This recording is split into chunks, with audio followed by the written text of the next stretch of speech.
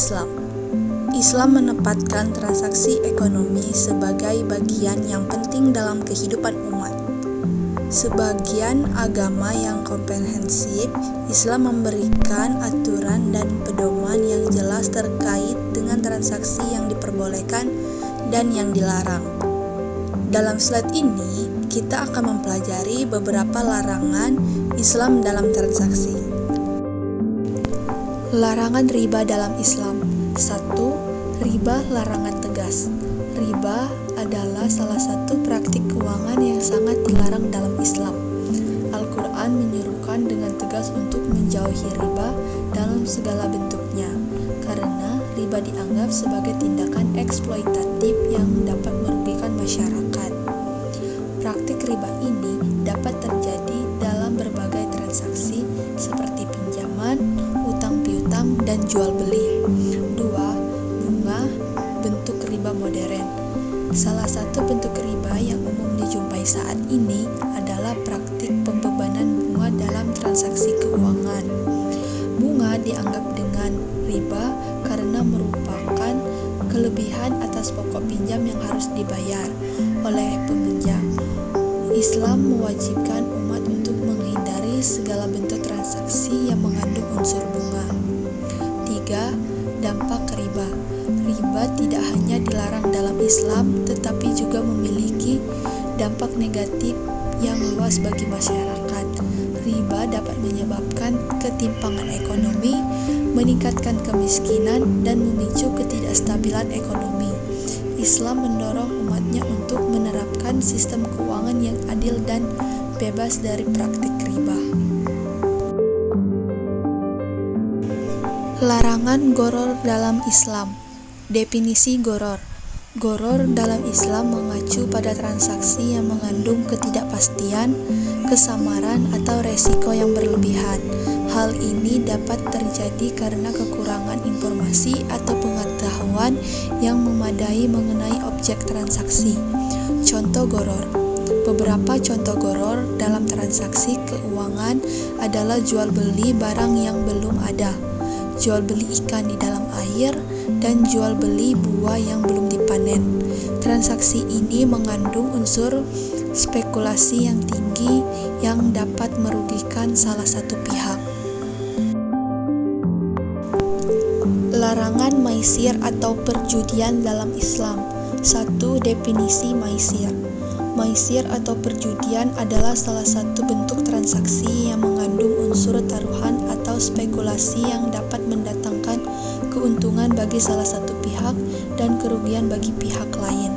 Hal ini dilarang dalam Islam karena sifatnya yang mengandung resiko dan ketidakpastian. 2. Bahaya perjudian. Perjudian dapat menimbulkan berbagai dampak buruk seperti kecanduan, kebangkrutan, perpecahan keluarga, dan bahkan tindakan kriminal. Selain itu, perjudian juga bertentangan dengan prinsip kerja keras dan sikap tanggung jawab dalam Islam.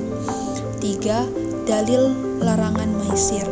Larangan maisir atau perjudian dalam Islam dijelaskan dalam beberapa ayat Al-Quran, termasuk Quran Surat Al-Ma'idah ayat 90-91 yang menegaskan bahwa perjudian adalah perbuatan keji dan termasuk dalam kategori dosa besar yang harus dihindari oleh umat muslim.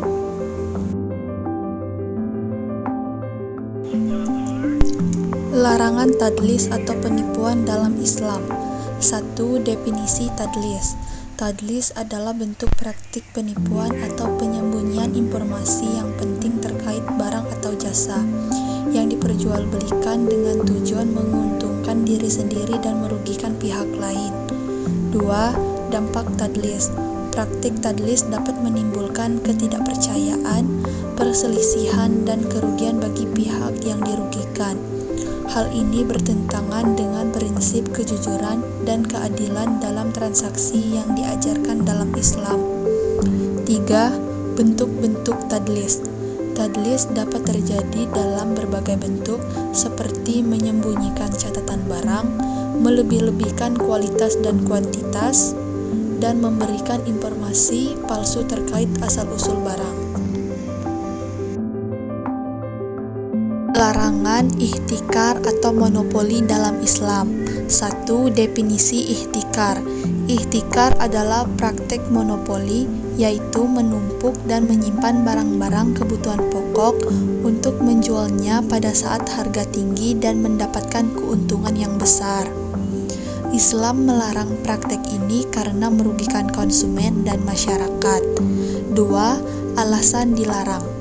Ihtikar dianggap sebagai perbuatan yang zolim dan merugikan masyarakat. Praktek ini dapat menyebabkan kelangkaan barang, kenaikan harga yang tidak wajar, dan kesulitan bagi masyarakat untuk memenuhi kebutuhan sehari-hari. 3.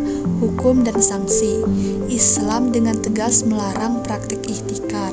Pelaku ihtikar dapat dikenakan sanksi berupa denda, penjara, atau hukuman lain yang setimpal.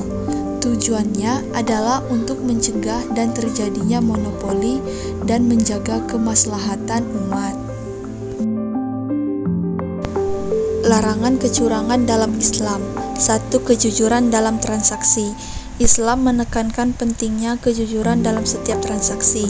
Kecurangan atau penipuan dapat terjadi melalui penyembunyian catatan barang, manipulasi harga, atau pemberian informasi yang menyesatkan.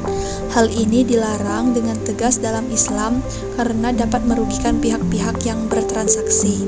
2. Keadilan penimbang-menimbang. Islam mengajarkan agar setiap transaksi dilakukan dengan menggunakan takaran dan timbangan yang adil. Penipuan dalam hal ini, seperti mengurangi timbangan atau ukuran, dilarang karena dapat merugikan pihak lain dan dianggap sebagai tindakan kecurangan. 3. Menjaga kepercayaan masyarakat. Praktek kecurangan dalam transaksi dapat merusak kepercayaan masyarakat terhadap pelaku bisnis. Hal ini tidak sejalan dengan prinsip-prinsip Islam yang menekankan pentingnya membangun hubungan saling menguntungkan dan harmonis dalam masyarakat. Larangan riswa atau suap dalam Islam. 1. Definisi riswa. Riswa adalah pemberian uang atau bentuk lain untuk memperoleh sesuatu yang tidak seharusnya atau menghindari sesuatu yang seharusnya terjadi. Praktek ini dilarang dalam Islam karena dapat mendistorsi keadilan dan integritas. 2. Dampak buruk riswa. Riswa dapat merusak struktur masyarakat, menciptakan ketidaksetaraan, dan menghalangi orang yang tidak mampu menyuap untuk mendapatkan hak mereka. Hal ini berdampak pada stabilitas sosial dan ekonomi secara keseluruhan. 3.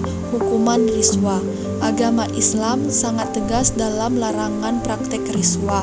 Pelaku riswa, baik yang memberi maupun yang menerima, dapat dikenakan hukuman berat di dunia dan akhirat, seperti dosa besar dan hukuman penjara.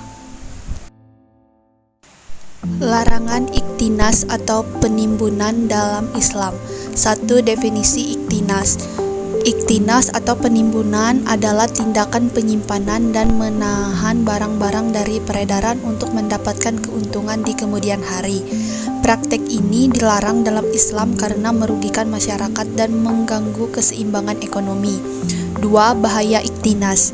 Tindakan penimbunan dapat menyebabkan kelangkaan barang di pasar, kenaikan harga yang tidak wajar, dan kesulitan bagi konsumen untuk mendapatkan barang yang dibutuhkan.